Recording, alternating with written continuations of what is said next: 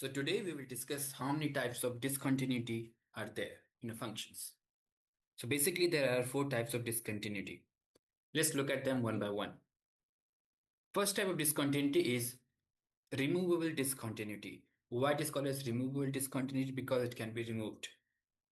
An example of this kind of discontinuity is when you have something like x minus 2 divided by x squared minus 6x plus 8.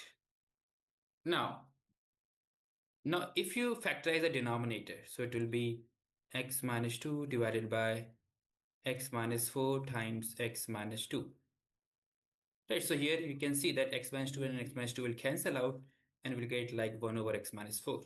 So this the function at x equals to 2, like so this is 2, there will be whole at x equals to 2.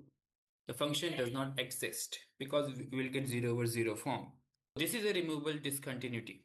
The second type of discontinuity is infinite discontinuity. Infinite means basically when we get an asymptote. This vertical asymptote.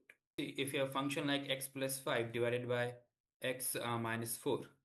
So when you plug in x as 4, so you'll get 4 plus 5 divided by 4 minus 4. So you'll get 9 over 0, which is infinite. So at x equals to 4 here, we are getting an vertical asymptote. So if you get a vertical asymptote, the function is not continuous. The third type of discontinuity is jump discontinuity. For example, suppose if I have a function like absolute value x over x. Let's take negative 5. So we have negative 5 over negative 5.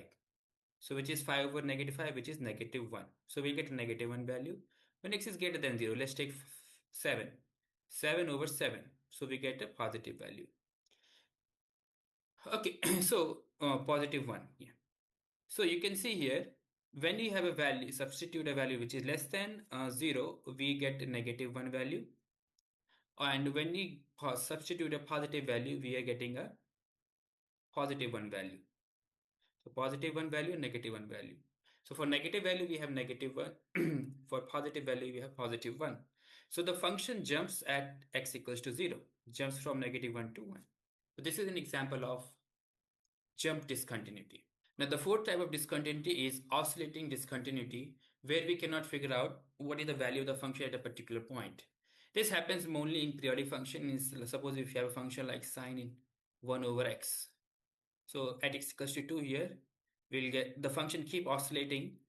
So it's impossible to find the value at a particular point. So this type of discontinuity is called as oscillating discontinuity.